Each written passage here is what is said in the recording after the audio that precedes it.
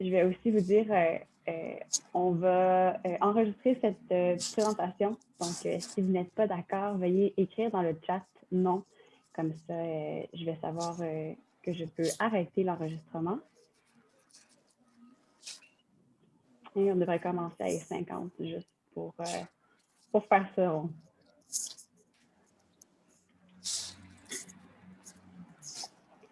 En attendant, si vous êtes capable de changer vos noms, vous assurez que votre nom est bien écrit ou nom, prénom et pour qui vous travaillez, ça pourrait me donner un bel indicateur de qui est là avec nous aujourd'hui. Bonjour, moi c'est Jacinthe Rousseau. Bonjour, Jacinthe. La caméra. Bonjour. C'est toujours agréable d'avoir les caméras en début de présentation. Ça Oui. fait du bien un peu en isolation de COVID. Salut Jacinthe, c'est Patrick, pas capable de décrocher. Je suis là moi aussi. Ah, mon petit posé, c'est en vacances. Non, mais... un employé vraiment dédié. Pas capable de lâcher. Puis là, j'ai pris une pause du ménage à la maison pour prendre l'air puis vous écouter. Fait que c'est pour ça que je suis sur l'iPhone. Il y a Christine qui était supposée être là. Oui. Puis Yann. Je suis là. Ah, allô, Christine. Salut, salut. Est-ce que Yann est là? Oui, je l'ai vu. OK. Oui, il est là, regarde. Bonjour tout le monde. C'est Guy. Donc, je vous partage mon écran juste pour commencer une petite seconde.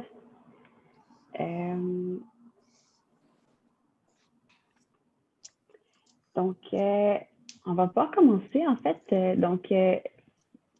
Je vais vous inviter pendant la présentation à fermer votre micro et votre caméra. C'est pas obligatoire, mais ça évite un peu d'énergie en attendant qu'on présente. À la fin, il va y avoir une période de questions. Donc, si vous en avez pendant la présentation, je vous invite à les écrire dans le chat ou à les garder en tête et on va y revenir, bien sûr, à la fin. On a une bonne demi-heure de période de questions, donc je n'ai pas pour en garder dans vos têtes. Comme je vous disais, ça va être enregistré. Donc, si vous ne voulez pas que ce soit enregistré, écrivez-moi dans le chat que vous n'êtes pas d'accord, je l'arrêterai. Comme je disais précédemment, vous pouvez aussi changer votre nom sur Zoom pour qu'on sache qui est là. Et je voulais commencer premièrement par vous dire, je vais arrêter le partage d'écran. Commencer par vous dire merci d'être là. C'est vraiment apprécié que vous preniez de votre temps pour qu'on puisse vous présenter ce beau projet de thermographie. Je me présente, je suis Myriam Goulet, je suis chargée de projet en environnement et mobilité durable au Conseil régional de l'environnement de Laval. Aujourd'hui, pour la présentation, je suis accompagnée de Yves Baudouin, qui est professeur au département de géographie de l'UQAM, de Yann Gagnon, étudiant à la maîtrise en géographie à l'UQAM, et avec nous aussi, qui a fait le petit mot d'intro, on a Guy Garand, directeur général du CRE. Il y a aussi plusieurs personnes de l'équipe du CRE, que je tenais à mentionner, et des représentants du CA, du CRE de Laval.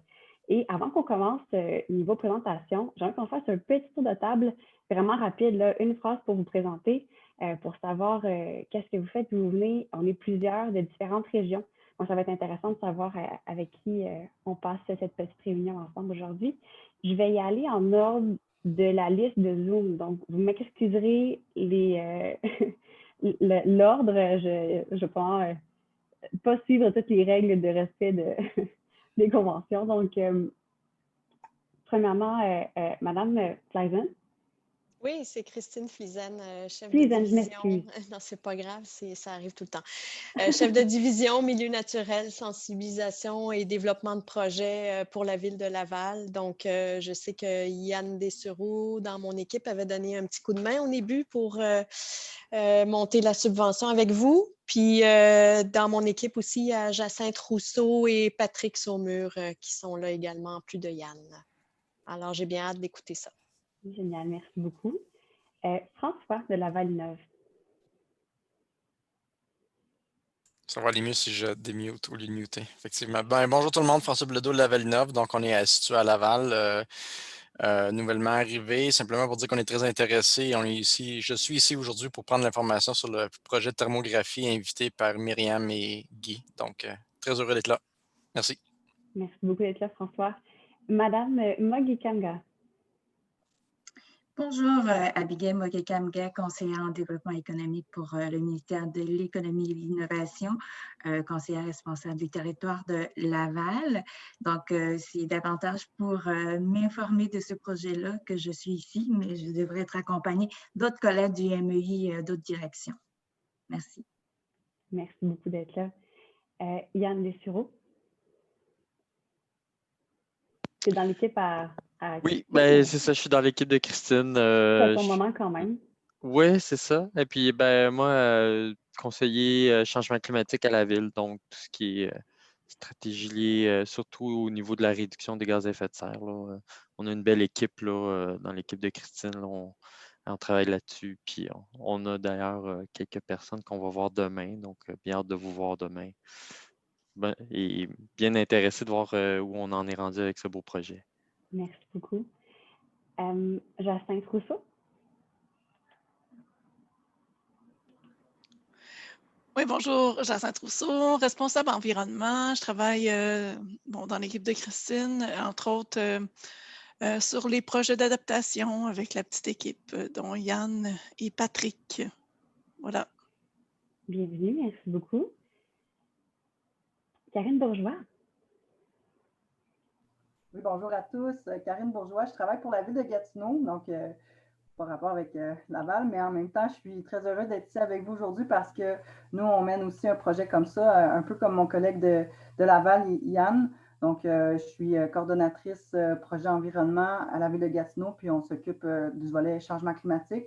Donc, bien hâte d'en apprendre davantage, malgré que Myriam m'a fait déjà un bon topo. Donc, merci encore de nous accueillir ici aujourd'hui. Ça fait bien plaisir. Madame Marie-Lou Pétoma. Oui, bonjour. Marie-Lou Pétoma, conseillère en aménagement du territoire à la Direction régionale Laval-Laurentide du ministère des Affaires municipales. C'est ma collègue Geneviève Berthaud en développement régional qui m'a transféré l'invitation pour en apprendre davantage sur votre projet. Merci beaucoup d'être là. Patrick Sommer, es-tu capable de nous parler?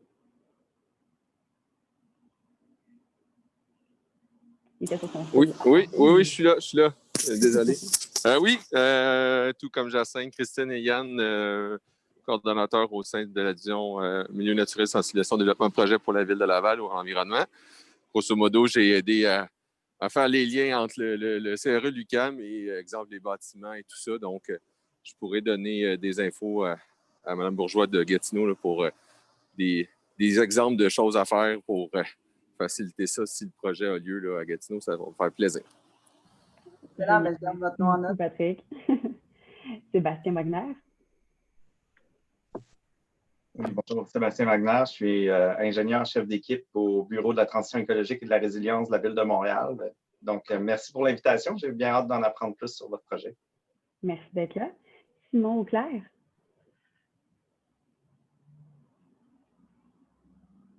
Est-ce qu'on a l'audio pour Simon Auclair? C'est pas grave, on va passer. J'ai aussi une personne qui est présente, qui est seulement sous le nom de ST. Oui, c'est Sylvain Thériault, conseiller sectoriel au ministère de l'Économie. Donc, mon secteur à moi, c'est la photonique. Donc, évidemment, j'ai un intérêt pour la thermographie. Merci beaucoup d'être là. Et Valériane Brouillard. Oui, bonjour. Donc, Valérie-Anne Brouillard. Je suis ingénieure au Bureau de la transition écologique et de la résilience dans l'équipe de Sébastien. Je m'occupe principalement de la réduction des gaz à effet de serre et augmentation de la résilience dans les bâtiments de la collectivité. Donc, ça va être très intéressant d'en entendre plus sur votre projet. Merci de l'invitation. Merci beaucoup d'être là. Je vais croire en fait le tour de tout le monde. Est-ce que j'en ai oublié? Laissez-moi savoir, ça se peut que la liste bouge. On est en 7, Guy. Bonjour à toutes et tous. Guy Garand, je suis directeur du Conseil régional de l'environnement de Laval. Je vous remercie d'être ici présent en grand nombre. Mon plus grand vœu que je peux faire comme cadeau de Noël, c'est en espérant que ce projet-là fasse boule de neige comme les îlots de chaleur qu'on a beaucoup développés avec l'UQAM et l'Université de Laval. L'UQAM et Montréal, plutôt François Cavaillard et Yves Baudouin. Moi, je travaille avec ces chercheurs-là depuis 15-20 ans sur différents projets avec des caméras sensors thermiques. Donc, j'espère que ce projet-là va vous plaire parce qu'il peut faire boule de neige à la grandeur du Québec pour plusieurs raisons environnementales, sociales, et économiques et énergétiques. Merci beaucoup, puis bonne présentation à vous. Merci, Guy. Justement, on va commencer officiellement. Encore une fois, merci d'être là. Et bien sûr, le but de cette présentation-ci est de faire connaître le projet de thermographie, la technologie utilisée, la méthodologie développée, ainsi que les résultats de nos premières analyses. Tout ça étant envie de faire rayonner le projet, bien sûr, et d'aider d'autres villes et municipalités à mieux comprendre la déperdition de chaleur des bâtiments de leur territoire à eux. Un peu comme disait Guy, ce projet, il se veut quand même innovant et prometteur dans le sens où il permet de recenser les données sur un ensemble de bâtiments plutôt que d'aller un à la fois. L'utilisation aussi de ces données-là permet une relance économique dans le domaine de la construction. Il va engendrer bien sûr des économies d'énergie, même améliorer la condition de vie des gens. Donc, on est gagnant au niveau environnemental, social et économique, en plus de pouvoir transporter le projet dans d'autres villes. Je ne sais pas si Guy, tu veux ajouter un petit mot avant que je laisse la parole à Yves Baudouin. Bien, je dirais, malheureusement, on est dans une période de pandémie, puis le gouvernement recherche des solutions pour relancer le Québec. Je crois qu'un projet d'isolation des bâtiments, comme Myriam le dit, ça va amener une plus-value pour la santé des gens dans les bâtiments. Ça va augmenter la valeur foncière des municipalités parce qu'on investit beaucoup dans les bâtiments. On va avoir une économie d'énergie qu'on pourrait revendre soit en Ontario, soit aux États-Unis, soit dans les maritimes. Et c'est fabriquer des matériaux isolants, on peut les fabriquer au Québec. On peut certifier des entrepreneurs pour faire la rénovation dans les bâtiments résidentiels, commerciaux ou industriels, parce que ça touche tous les bâtiments. Donc, c'est une relance économique qui pourrait se faire sur plusieurs années et dans toutes les régions du Québec. Donc, c'est gagnant-gagnant pour tout le monde de vouloir embarquer là-dedans. Et c'est un projet qui se veut circonscrire des secteurs comme à Laval, on peut dire des constructions en 1930, 1950, voire est-ce que c'est là qu'on va cibler la priorité de mettre de l'argent pour isoler les bâtiments et améliorer la qualité de vie des gens. Donc, c'est tout ça qui va servir le projet. On est au mi-chemin, donc l'année prochaine, il va se terminer. On va en avoir les résultats concluants de tout ça. Merci. Merci beaucoup, Guy. Donc, encore une fois, merci d'être là et sans plus attendre, je donne la parole et l'écran à Yves Baudouin. Tu es sur mute, Yves, par contre.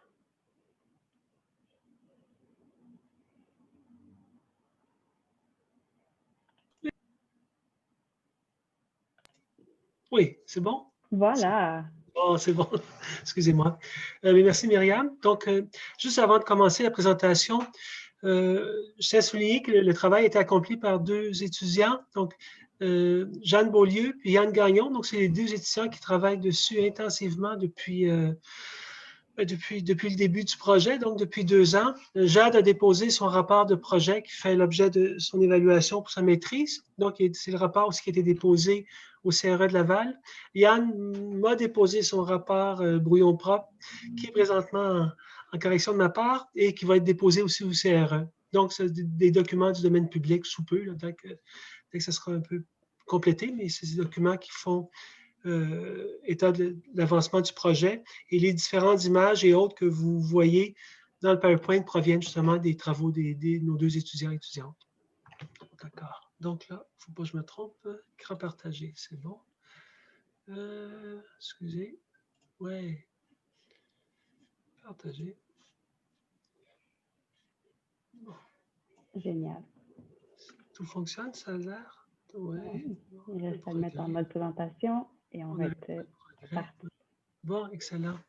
OK. Donc, on commence. L'objectif principal du projet, c'était il y a plusieurs sous-objectifs, mais je ne commencerai pas à tous les décrire. Il y en a à peu près une dizaine. Mais en gros, le départ, c'était d'identifier les bâtiments qui présentaient des déperditions de chaleur à partir des toitures nécessairement pour la partie urbanisée à Laval. Le but ultime, c'est d'être capable de mettre sur pied des programmes qui vont permettre à la population de pouvoir améliorer ces conditions-là de déperdition de chaleur avec différents programmes, soit municipaux ou gouvernementaux. Donc, ça se ramifie en plusieurs sous-objectifs, mais le principal pour nous, c'est de voir cette technologie-là. On avait l'habitude de travailler avec les îlots de chaleur. L'avantage avec les îlots de chaleur, ça se déroule pendant l'été. Il n'y a pas de neige, en tout cas, pas à date, ce qui fait en sorte qu'on est capable de trouver les périodes qui sont optimales. En hiver, le problème, c'est dans le ci, on le voit. Aujourd'hui, il fait combien dehors? Il fait moins 4, moins 4, moins 5. On a eu des températures chaudes les derniers temps. Demain, ils annoncent moins 15, je pense. Donc, c'est des grandes fluctuations, ce qui complique la vie. Vous allez voir pourquoi un petit peu dans quelques minutes. Donc, il y a 7 volets qu'on va identifier. Je fais un petit peu de répétition pour ceux qui n'ont jamais participé avant, mais j'ai vu assez rondement. Donc, si ceux qui n'ont jamais vu les présentations, dont celle de cet été, sont intéressés à avoir plus de détails, ça nous fera plaisir, mais je ne veux juste pas en mettre trop pour ceux qui ont déjà vu, et pour ceux qui n'ont pas vu, au moins les mettre un peu plus au parfum. Donc, on parle de déperdition de chaleur. Nous, ce qui nous intéresse, c'est nécessairement la partie supérieure, c'est de la toiture. C'est sûr que la perte de chaleur par le sous-sol, par les murs, sont d'autres éléments, par les fenêtres et portes, mais nous, on s'est occupé, dans le cadre du projet, de ce qui en est par les toitures, et nécessairement cheminées et autres. Ce projet-là qu'on a mené est nouveau pour nous, mais il ne l'est pas pour bien d'autres personnes sur la Terre, entre autres à Paris. Donc, il y a plusieurs villes qui ont travaillé sur ces projets-là. Jade va pouvoir vous en faire état en quelques minutes. Mais Paris a monté un site. Ici, on parle de 2010. On est en 2020, donc ça fait déjà une dizaine d'années qu'ils ont réalisé ça. Donc, ce qu'on voit ici, c'est un portrait thermique de la déperdition de chaleur des toitures à Paris.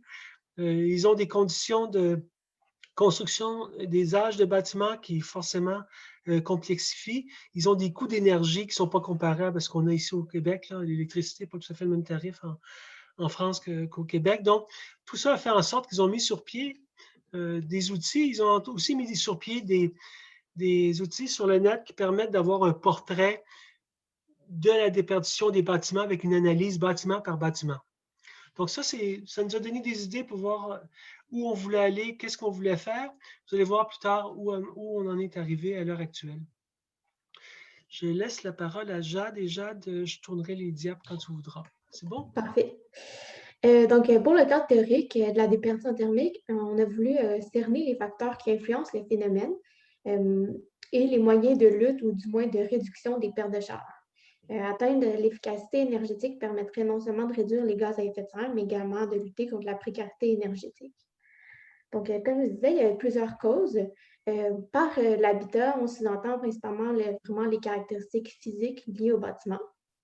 Par l'enveloppe du bâtiment et le flux d'air. Donc, c'est plutôt par rapport aux caractéristiques comportementales et structurelles du bâtiment. Donc, par exemple, c'est de savoir que naturellement, la chaleur se déplace vers l'air froid. Il y a aussi le statut socio-économique. Donc, celui-ci permet de mieux comprendre et d'interpréter les résultats anormaux ou biaisés. Par exemple, on pourrait avoir une maison qui est bien isolée, mais par contre, on peut connaître avec le statut socio-économique que la famille n'a pas les moyens de chauffer.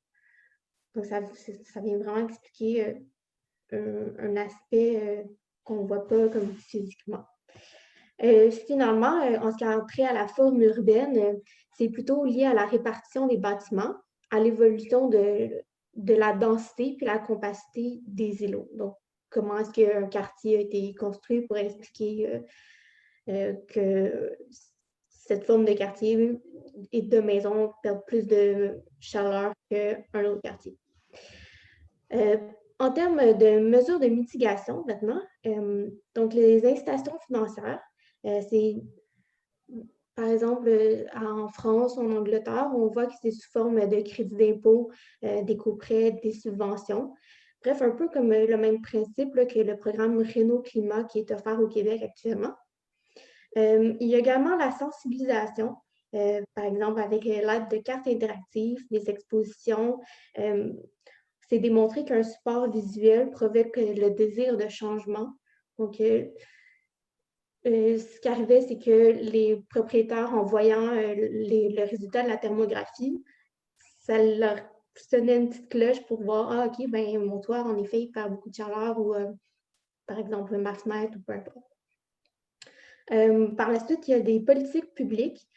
Plusieurs pays européens, notamment encore la France, l'Angleterre, il existe des politiques publiques et des dispositifs législatifs et réglementaires qui impliquent la participation citoyenne dans les sites de réduction des gaz à effet de serre. Puis finalement, dans les services conseils, donc ce serait d'offrir des conseils provenant de professionnels, puis de façon personnalisée aux propriétaires. Donc, ça viendrait vraiment les interpeller propre à eux. Yves, tu peux passer à la suivante. Oui. Bien sûr, il y a vraiment plusieurs autres facteurs d'influence à la déperdition thermique. Ça, on est juste une petite liste. Il y en a d'autres dans mon rapport. Par contre, seuls les indicateurs qui étaient bien justifiés, puis que les résultats des campagnes de thermographie que j'ai pris en référence ont été choisis pour notre projet de thermographie. Voilà. Tu peux reprendre la parole, Yves. Okay, merci. Il y avait une autre diapositive, c'est ici Paris, c'est peut-être. Tu veux dire quelques mots, Jade, ou tu veux que je le fasse? Je vais le faire, je vais m'en occuper, c'est bon, je vais m'en occuper. Je vais m'en occuper. En fait, on vient de voir les différents facteurs d'influence de différents projets. Ce qu'on remarque, entre autres, à celui de Paris, c'est pas uniquement, je dirais, architectural ou morphologique, ça tient compte aussi des éléments sociaux, aussi dans les considérations, capacité financière des copropriétaires, intérêt architectural. Donc, il y a tout élément qui rentre aussi dans cette considération-là. Donc, on se rend compte que certaines villes ont fait un cheminement puis ont fait une réflexion importante aussi. Ce n'est pas juste une question d'isoler, mais c'est une question de voir qui est atteint par cette déperdition de chaleur-là, quels sont leurs états social, économique, qu'est-ce qu'on peut faire pour les aider, propriétaires, locataires, s'il y a des différences. Donc, il y a toutes sortes d'éléments aussi à réfléchir. En tout cas, on y reviendra. Donc, pour en revenir à ce que Guy disait tout à l'heure, donc, théoriquement, le projet a commencé en 2018 et devait finir en 2020. 2018, il y avait 1/3 de couverture et en 2019, la couverture aéroportée, 2/3. 2018, on s'est fait enneiger. En tout cas, vous vous en souvenez peut-être pas, mais nous, on s'en souvient. Ça a été désastreux. On avait installé des appareils, ça a été recouvert de neige, on en a perdu. En tout cas, je saute les détails. On a poursuivi en 2019, donc il y a 1 an. On a pu couvrir une partie de ce qu'on voulait comme territoire. On va voir qu'est-ce qu'on a pour la suite de ça. Donc, ce que vous allez voir dans quelques minutes, c'est des résultats de cette couverture-là. Les images, les nouvelles images qu'on a obtenues d'une couverture non pas par avion, mais par hélicoptère, nous sont arrivées hier soir avant minuit, donc on ne pourra pas vous présenter les résultats, là, ça va être un peu difficile. Mais quoi qu'il en soit, on va vous donner quand même la saveur de ce que ça peut être. Donc, 2018 annulé, 2019, on se ramasse avec 100% à couvrir. On n'a pas couvert 100%, mais on se rapproche tranquillement. Donc, on a fait 87 km sur les 175 de prévus à date. Là. Ça donne ça comme territoire au départ. Ça donne ça qui a été couvert en 2019. Donc, on voit que ça s'est échelonné sur 7 journées, ou 7 soirées et ou nuits. Donc, on vole le soir pour éviter l'effet du soleil et autres, donc le soir ou la nuit, c'est ce qui est suggéré. Donc, pour être capable d'avancer le projet aussi pour faire allusion à ce que Guy disait, on a couvert avec l'hélicoptère 3 soirées dernièrement, ce qui couvre environ 21 km. Là, je vous donne ça grossièrement, mais c'est à peu près une 21 km. La technologie qu'on a utilisée, l'hélicoptère, héliporté, c'est la même que celle utilisée à Paris. Donc, on n'a pas inventé non plus. On a utilisé des approches qui ont été utilisées par d'autres pays et qui présentaient plusieurs avantages techniques aussi. Ces aspects-là, je ne commencerai pas à rentrer là-dedans, à moins que vous ayez un intérêt particulier. Sinon, on pourra faire des échanges directement si vous souhaitez par courriel ou autre plus tard. On a aussi une bonne demi-heure de questions à la fin, si jamais on a le temps d'en parler. Vous êtes bien les bienvenus. Merci. Ici, donc, c'est le territoire qui a été couvert dans les derniers jours, en 3 soirées, effectivement. Donc, le 24 novembre, la partie sud-est, et le 7 et 8 décembre, donc une autre portion et une autre portion ici, tout ça par hélicoptère. Les lignes de vol ont été rapprochées pour avoir un meilleur rendu. Il y a eu des améliorations techniques nécessairement là, qui ont été proposées à ce niveau-là.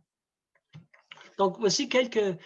On va y aller bâtiment par bâtiment pour vous donner un petit peu l'impression de ce que ça peut donner et après ça, on ira plus dans le détail. Yann va vous présenter un site web qui a été développé pour présenter les résultats de façon plus globale. Donc ici, on voit un bâtiment classique, si vous voulez, avec une mise en classification des données. On voit des éléments à tenir compte.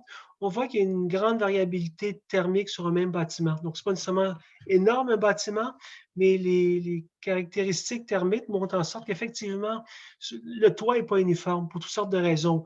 Il y a le pendage, il y a des bouches d'air froid, chaud, les bouches d'air les éléments de plomberie, les foyers, les pertes de chaleur. Donc, il y a toutes sortes d'éléments qui font en sorte qu'on se ramasse avec des portraits assez différents. On va le voir, on va vous en faire défiler d'autres.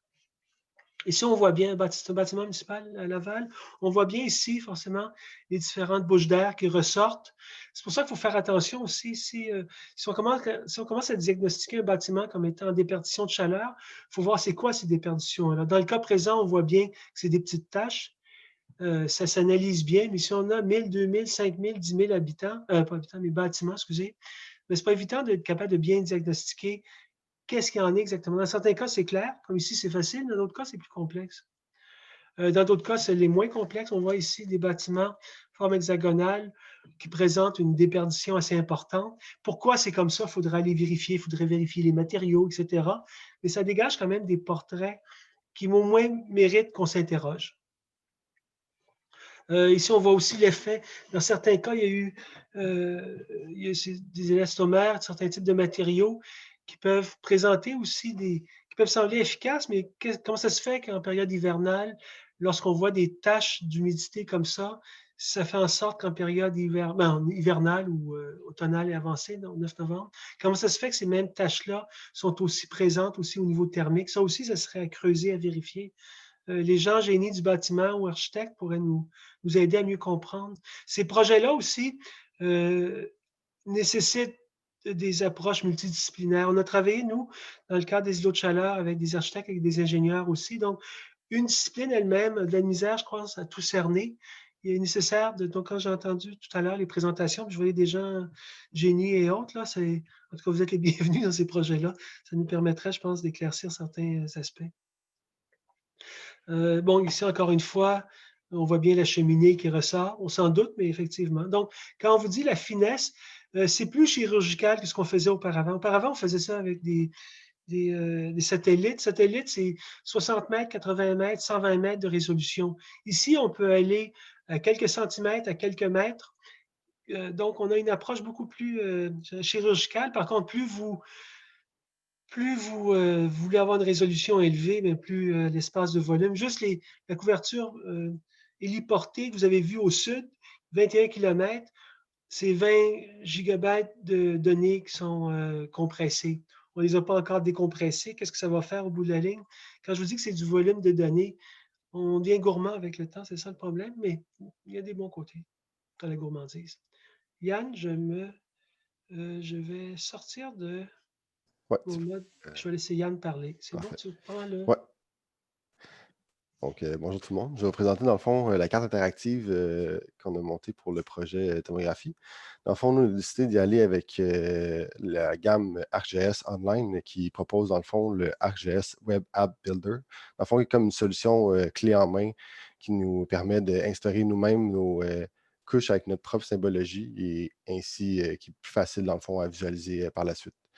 Nous avons instauré, dans le fond, différentes couches, dans le fond, nos couches vectorielles qui ont des légendes au niveau de perdition de chaleur faible, moyen, fort, et aussi des matrices, des bâtiments, dans le fond, comme on a vu tantôt, pour voir plus précisément les points chauds ou les points moins chauds dans les maisons. Donc ici, si on fait juste se rapprocher comme ça, on peut aller voir plus précisément, dans le fond, parmi tous les bâtiments qu'on est capable d'avoir, lesquels présentent, dans le fond, des niveaux de perdition plus forts ou plus faibles ou moyens. Il est aussi possible, dans le fond, avec notre souris, d'aller cliquer sur un bâtiment désiré et d'ensuite aller voir, dans le fond, la table attributeur qui nous présente les données qu'on a décidé nous-mêmes de présenter, soit le numéro de l'eau, Mercure, le code utile, la description du code utile, l'année d'origine de construction du bâtiment, la date de vol où ce bâtiment a été pris et tour d'information comme le nombre de pixels qui a été capté dans ce bâtiment, la température moyenne, tout autre calcul mathématique qui peut être utile à l'étude de ce bâtiment. Aussi, ce qui est très intéressant, c'est qu'on peut aller voir, dans le fond, la table attributaire de les couches qui sont présentées juste ici. Si ça veut, je pense que je vais juste décharger ça pour que ça charge. Attends, je pense que j'ai juste... OK, parfait. Ça devrait charger. Il ne veut pas charger? Oh, attends. Non, attends, j'allais juste ici. Parfait. OK, fait qu'ici, on peut aller visiter toute la table attributaire de cette couche. Et ici, on va aller voir, par exemple, le numéro de lot 1, 2, 3, 1, 9, 12. On peut juste cliquer dessus et il va aller lui-même zoomer sur la couche qu'on désire et on peut facilement, dans le fond, étudier le bâtiment de cette façon-là. Donc, ça, c'est pour les couches vectorielles. Il y a aussi, dans le fond, les couches matricielles qui sont juste ici à la gauche. En cliquant dessus, on va les voir s'afficher sur notre carte et tout simplement encore d'aller voir, dans le fond, les points chauds, les points froids des maisons et, dans le fond, une étude plus facile de l'usager ou même des citoyens qui pourraient eux-mêmes voir les bâtiments présents. J'ai décidé aussi d'y inclure, dans le fond, un retour vers l'étendue pour voir, dans le fond, l'ensemble des données, une couche des lignes de polygones par date, la thermographie complète, si je zoome un peu, de tout l'ensemble des photos qui ont été prises et traitées dans Pescadé. Et dernièrement, 2 widgets qui soient l'impression de l'étendue qu'on désire et aussi, dans le fond, un changement de fond de carte si l'usager le désire. Donc, c'est quand même un outil très intéressant que nous a été permis d'utiliser à l'UQAM grâce aux Kiddy qui sont offerts et l'application aussi téléchargeable qu'on peut ensuite la téléverser sur un serveur pour que celle-ci soit en ligne en tout temps et accessible sur Internet par qui le désire. Donc, c'est pour ça pour la présentation. Merci, Anne. Excellent. Je vais donner le contrôle à Yves. Contrôle. Bon, on continue. C'est bon. On va essayer de ne pas faire de gaffe, là. Quand partager. Oui, c'est bon. OK. Excusez, je vais juste me diriger. On est ici. OK. Donc, merci, Yann. Donc, suite à tout ça, certaines conclusions en ont été tirées. Il était trop tôt encore, par exemple, de confirmer toutes ces affirmations-là. On attend aussi d'avoir traité les autres bâtiments qu'on a couverts dernièrement, mais ça donne un petit peu une tendance, en tout cas, où c'est au moins des appréhensions, des constats qui semblent provenir du traitement de ces analyses-là. Ces constats-là proviennent justement du rapport de recherche que Jade a déposé, qui détaille ça beaucoup. J'ai juste pris certaines portions, mais le rapport de Jade est beaucoup plus complet et détaillé, là. Donc, les bâtiments du secteur commercial et celui des services ont tendance à perdre plus de chaleur.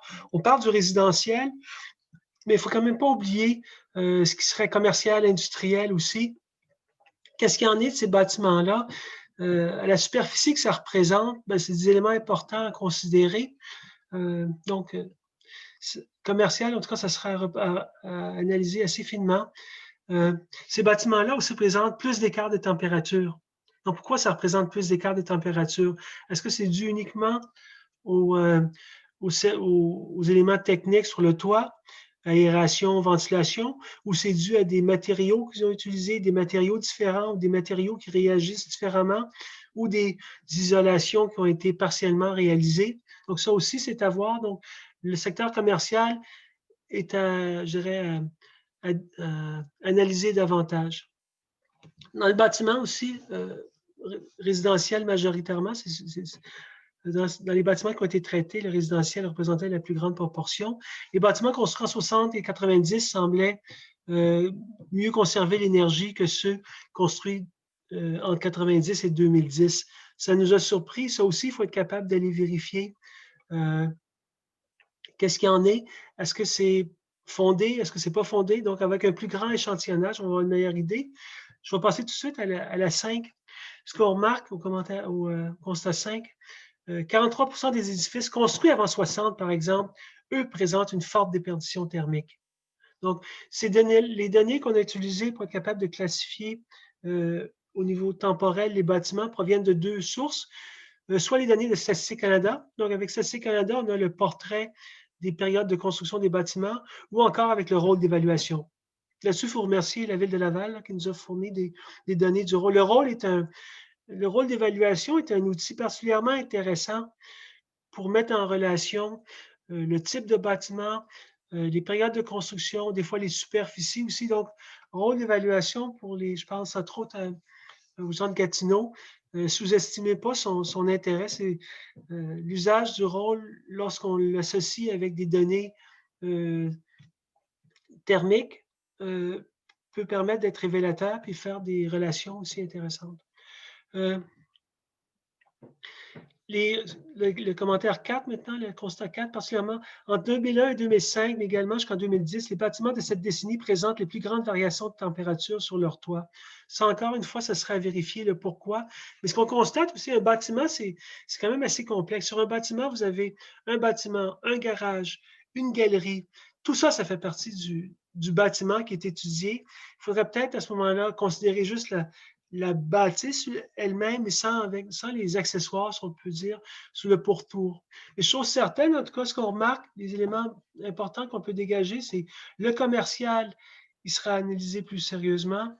Les bâtiments construits avant 1960 aussi présentent aussi des déficits thermiques. Ça aussi, ce serait à revoir et à vérifier davantage avec les images héliportées qui vont être analysées. Nécessairement, ces constats-là vont être revérifiés puis complétés aussi. Ici, je vous montre un petit peu, juste une petite portion d'héliportée. Lorsqu'on soit une image héliportée, ça ici, c'était l'équivalent sur les 21, ça c'est environ 2 km², c'est tout. C'est le premier test qu'on avait fait, là, le 24 novembre, je crois. Donc, on avait été sur le terrain à différents endroits. On avait été capter des valeurs terrain. Ça nous permettait, excusez, c'est un peu flou, mais ça nous permettait d'avoir la température de surface et autres avec laquelle on avait pu prendre des photographies terrain aussi, ce qui nous permettait d'avoir, ici, je vais juste vous changer d'écran, si vous permettez. Partager. Est-ce que vous voyez bien? C'est bon? Vous voyez? Non. Vous voyez cette image-là? C'est bon? Oui, on voit. Ici, en fait, je pas en tout cas, vous avez déjà vu des plus belles photographies, j'imagine, dans votre vie. Là, c'est juste une photographie d'asphalte. C'est pas compliqué.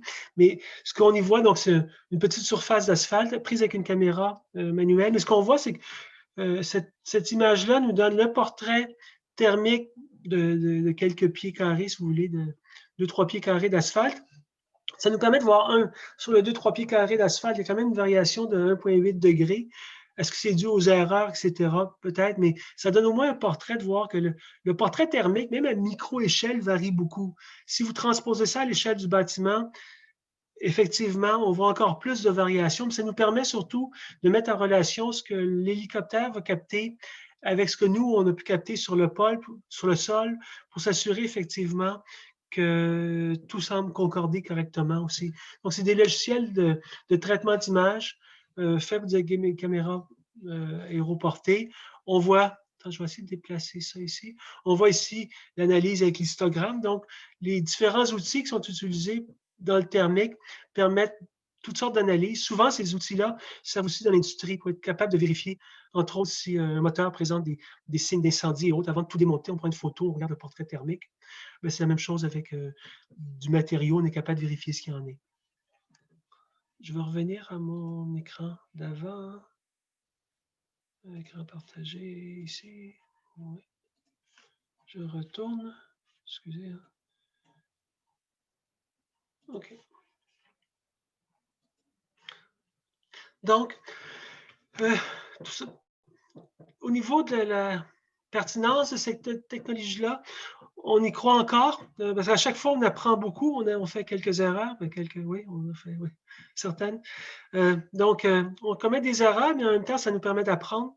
Donc, la technologie nous semble pertinente, nous permet de voir que c'est complexe ce qu'on veut faire. C'est pas évident. On vit dans un pays froid, on vit dans un pays avec des changements, des variations climatiques importantes et sur des périodes très courtes. Donc, ça aussi, ça complique. Mais le projet, on y croit parce qu'effectivement, ça permet de dégager des portraits en combinant des données thermiques avec des portraits socio-économiques de Statistique Canada, avec le rôle d'évaluation sous les caractéristiques du bâtiment, puis en améliorant aussi les outils de captage, héliportés, aéroportés et autres.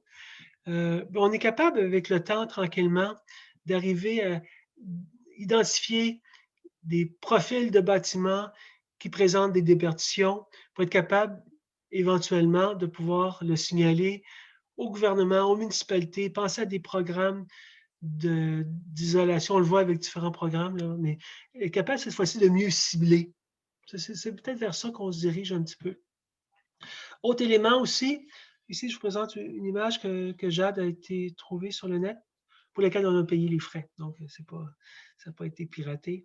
Donc, on s'est intéressé aux toitures, mais il faudrait s'intéresser aussi aux façades des bâtiments, qui est un autre aspect. Mais avant, peut-être, de vouloir vérifier façade, parce qu'on parle des campagnes de prise de photos de bâtiment par bâtiment à des échelles comme Laval. C'est difficilement réalisable sur une courte période de temps.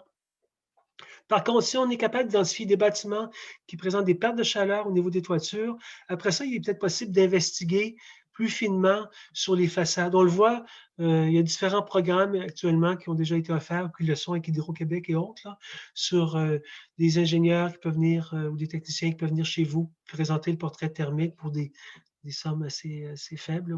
Les frais ne sont pas encourus totalement, il y a des subventions, mais ça permet d'avoir un portrait plus complet du bâtiment.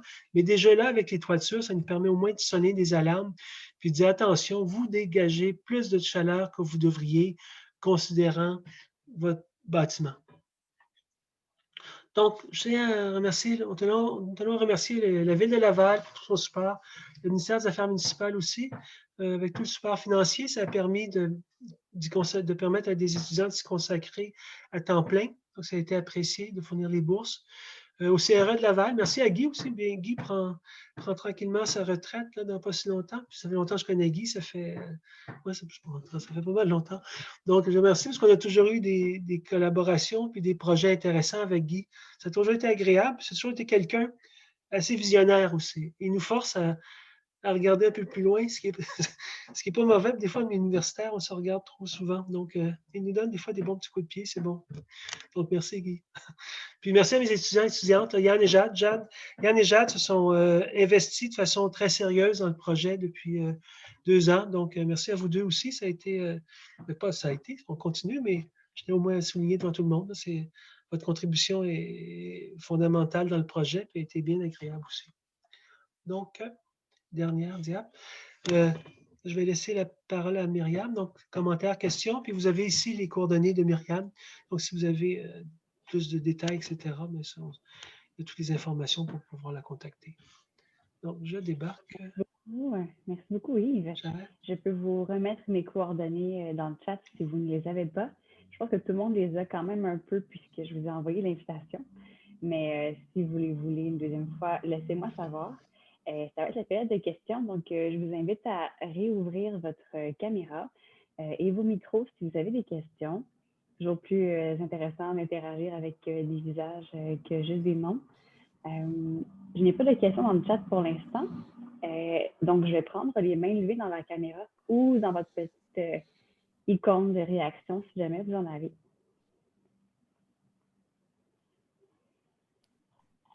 Est-ce que c'est assez clair pour tout le monde, la présentation? On fait des signes de oui. Excellent.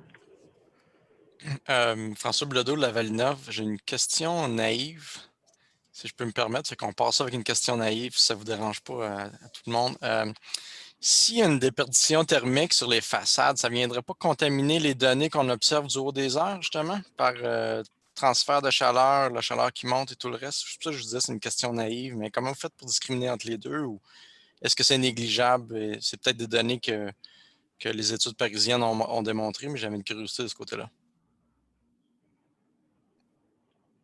Je vais répondre, peut-être que si Yann ou Jade, vous avez des éléments à rajouter, mais déjà en partant, c'est lorsqu'on analyse les bâtiments, le bâtiment et et l'objet et les pixels. Donc, on a le contenant puis le contenu, un peu comme une boîte de conserve de tomates. Donc, la conserve, c'est la délimitation, la prise au sol.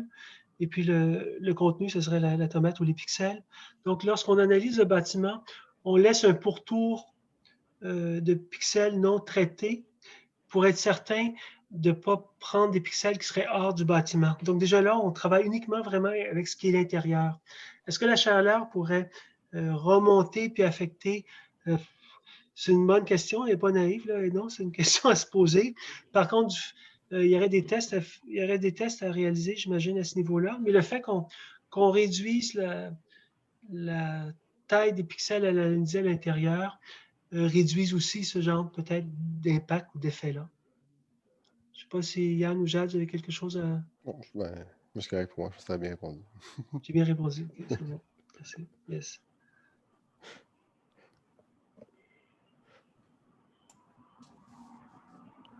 Génial. Au niveau de la reproduction dans d'autres villes, aviez-vous des questions à ce niveau-là?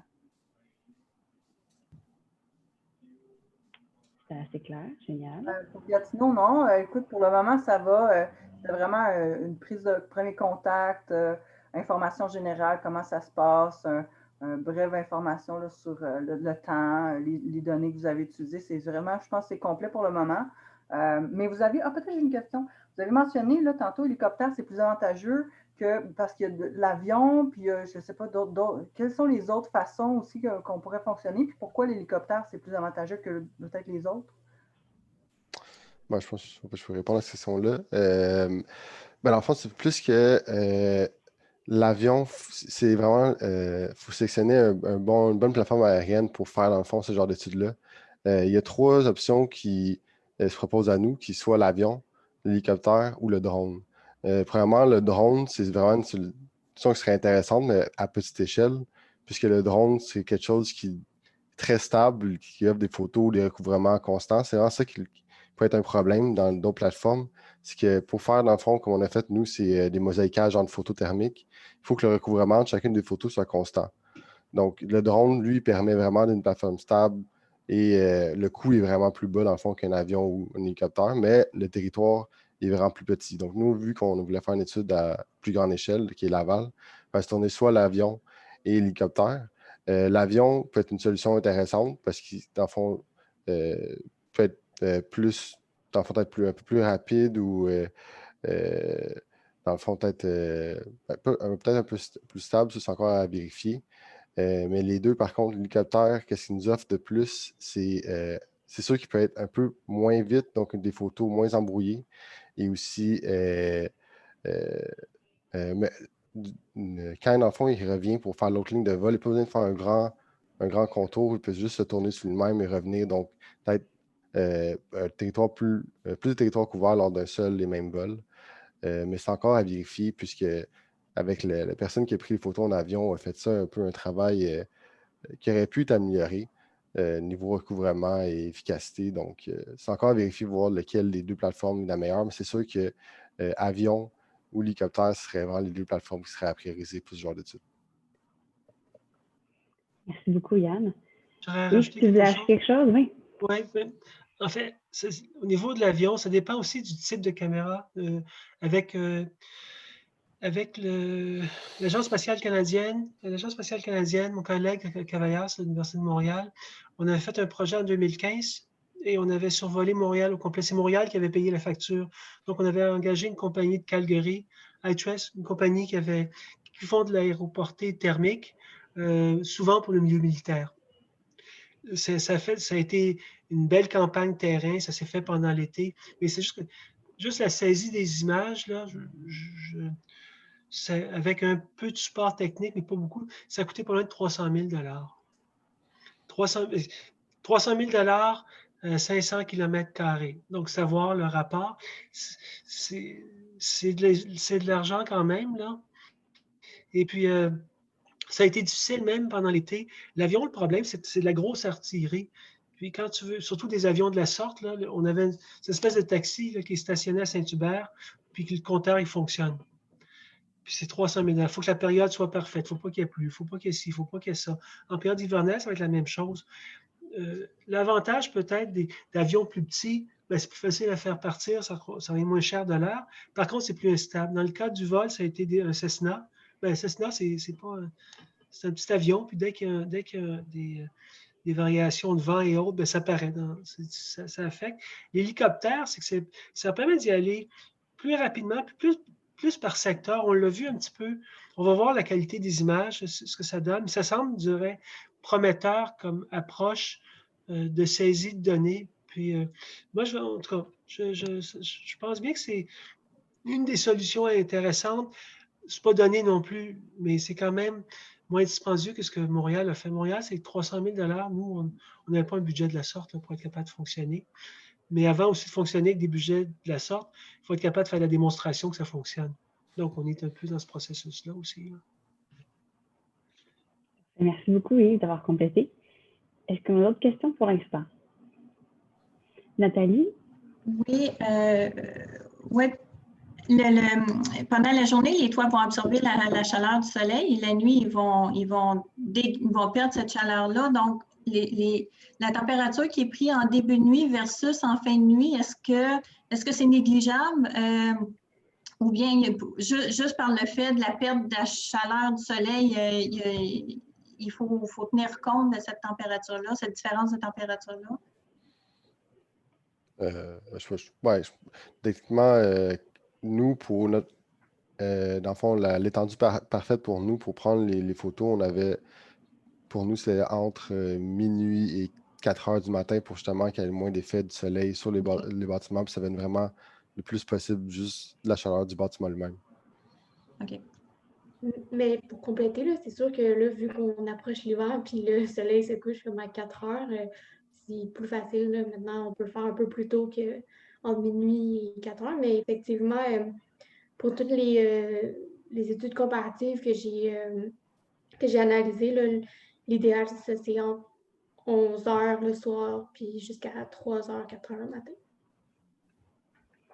Merci beaucoup, Jaliane, d'avoir complété. Est-ce qu'il y aurait d'autres questions? Pas pour l'instant. Génial, je ne vous retiens pas. François, vas-y. Je vais m'en permettre une autre si vous voulez. J'entends qu'il y a beaucoup de données par l'infographie, puis vous avez accès aussi aux données de la ville, les cadastres et tout le reste. J'imagine que donc là, il y a une tonne. En fait, il y a probablement 2 tonnes de données. Qui dit 2 tonnes de données dit intelligence artificielle. Est-ce que c'est un angle que vous avez évalué pour vous aider dans ce projet-là? Non, on n'a pas été. Peut-être pour le mosaïquage des photos, c'était vraiment plus un algorithme qui est fait pour que, dans le fond, il fasse le mosaïquage qu'on appelle le Structure from Motion avec Pix4D. Mais à part de ça, on n'a pas l'approche de l'intelligence artificielle n'a pas été utilisée pour cette étude, non. OK. Ça permettrait peut-être de faire des outils de prédiction entre les années de bâtiment, dans telle région, dans tel secteur socio-démographique, je ne sais pas. Bref, vous allez avoir un paquet de données, donc ça pourrait être intéressant peut-être d'explorer, d'extirper le maximum de corrélations. C'est une idée, une suggestion. En effet. Il y aurait beaucoup de tests statistiques à faire aussi, effectivement, pour être capable de nous aider. Mais présentement, ça a été on pensait aller beaucoup plus rapidement dans ce projet-là. Et tout a été plus long. Le mosaïquage des photos, on va sauter chaque projet a ses petits problèmes, mais disons qu'on a eu notre dose de difficultés. Parlez-en à Yann et à Jade, là, ils ont... ça a quand même été sportif un petit peu comme projet. Ce qui fait en sorte que juste être capable d'assembler toutes les données pour que ça puisse fonctionner exactement. Là, on arrive à une période qui est plus intéressante, c'est-à-dire avec les images héliportées qui vont être traitées, ça va aller plus rondement.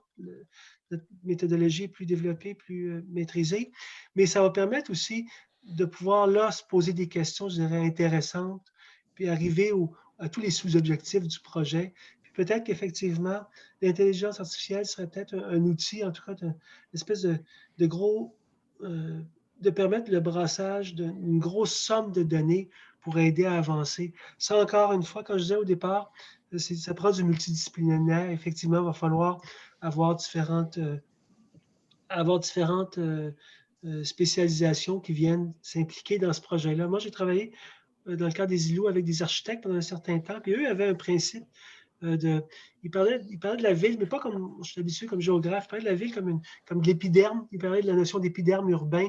Tu prends la ville, tu prends un saran wrap, tu le fais couvrir partout, puis après ça, tu le tires dessus.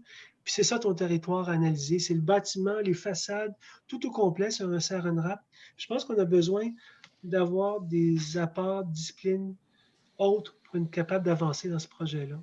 Mais là, au moins, on a le cœur pour être capable de travailler de façon intéressante. On arrive à ce qu'on voulait, être capable d'analyser. C'est ça qui nous reste à pousser comme il faut. Moi, j'avais une petite question, en fait. Puis ça peut peut-être paraître naïf, là, ça sera mon tour. Juste, c'est quoi les pièges de tirer des conclusions sur les données qu'on a en ce moment, puis les appliquer à un contexte plus estival avec de la climatisation au lieu du chauffage? Est-ce qu'on peut penser qu'on va faire face aux mêmes pertes énergétiques dans ce cas-là? On n'est plus dans les pertes de chaleur, là, mais y a-t-il un enjeu de dire ben on va se baser sur ces données-là pour essayer de traiter les mêmes problématiques, ou intuitivement, on pourrait dire que c'est une mauvaise isolation, ça va jouer dans les deux sens, mais je me demandais, est-ce qu'il peut y avoir un piège à penser comme ça? Je pense que le plus gros problème, si on veut faire ça, ce serait de savoir quelle maison climatise, quelle pièce aussi. Si vraiment, je pense que c'est vraiment plus une étude maison par maison sur place avec une caméra tomographique comme Yves a utilisé pour étudier dans le fond l'asphalte qui est vraiment plus direct là, devant nous là, pour voir dans le fond les zones dans notre maison, peut-être les coins de murs, ces affaires-là qui perdent la chaleur ou perdent le froid de la climatisation. Mais je pense qu'une étude à grande échelle comme ça sur la climatisation serait vraiment plus quelque chose de tricky, je pourrais dire, puisque justement, on ne sait pas quel bâtiment ou quelle pièce dans la maison est climatisée à la base. Yann, c'est Guy.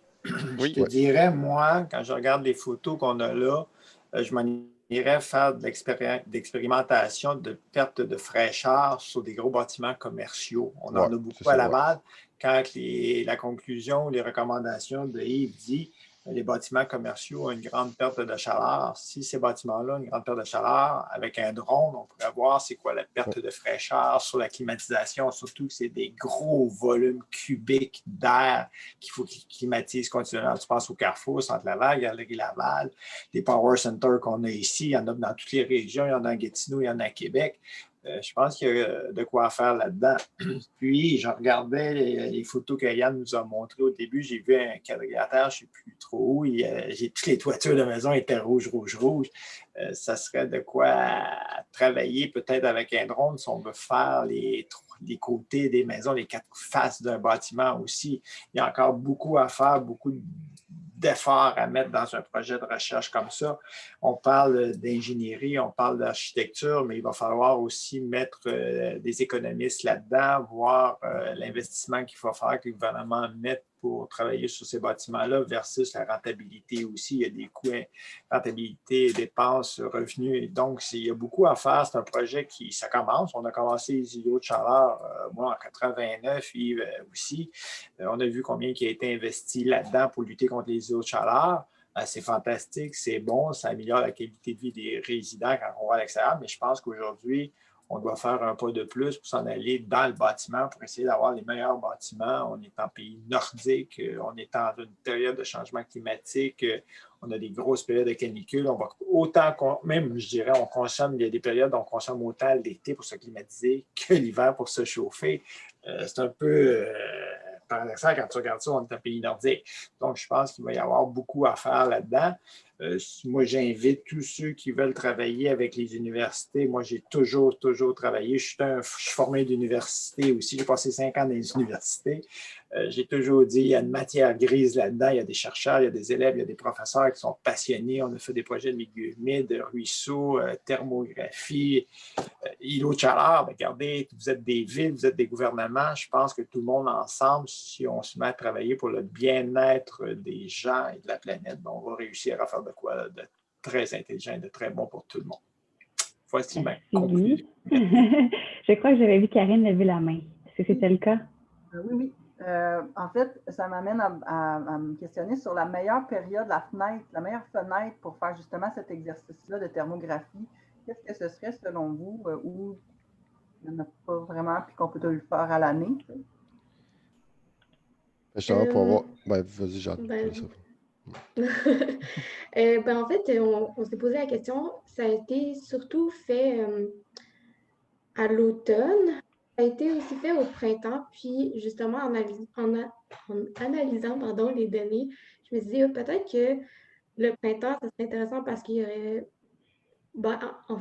toutes les saisons un peu décalées, mais s'il n'y a plus de neige, puis aussi les températures vont être comme un peu plus douces, ce serait peut-être intéressant. Mais en même temps, le printemps, c'est aussi très pluvieux. Puis l'idéal pour faire une campagne de thermographie, il ne faut pas qu'il y ait de pluie 2 jours avant.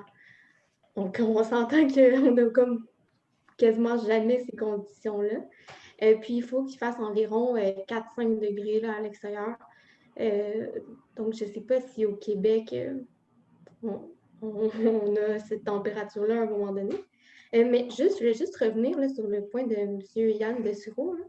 Je voulais dire aussi, tantôt, j'avais expliqué qu'il y a un principe physique, là, le principe d'entropie, où est-ce que l'air chaud va toujours avoir tendance à aller vers l'air froid. Donc, je ne sais pas si, justement, on pourrait être biaisé pour étudier l'air climatisé parce que, par exemple, mon appartement à Montréal, là, c'est mal isolé, c'est super froid. L'été, ça reste froid, puis l'hiver, ça a tendance à être froid parce que l'air chaud va dehors. Mais l'été, l'air froid ne va pas dehors. Donc, je pense que, comme vous m'avez mentionné, là, justement, on peut peut-être se faire prendre à penser à tort que l'air climatisé se perdrait aussi comme l'air chaud. Merci beaucoup, Jade, pour les spécifications. Est-ce qu'on avait d'autres questions? Un petit point pour Mme Bourgeois. Vous me demandiez la meilleure période. En fait, ça reste des statistiques, mais il faudrait prendre votre portrait météo dans Gatineau, voir qu'est-ce que ça donne sur nécessairement plusieurs années pour être capable d'avoir une idée. La météo, ça reste la météo, là, mais quand même, ça peut donner une idée. Puis il y a des fois, on peut être certain que ça va bien, puis ça change rapidement. Tu sais, en 2018, beaucoup de temps a été passé pour installer des senseurs sur les toits à Laval. On a eu un excellent support de la Ville de Laval à ce niveau-là. On a mis des senseurs.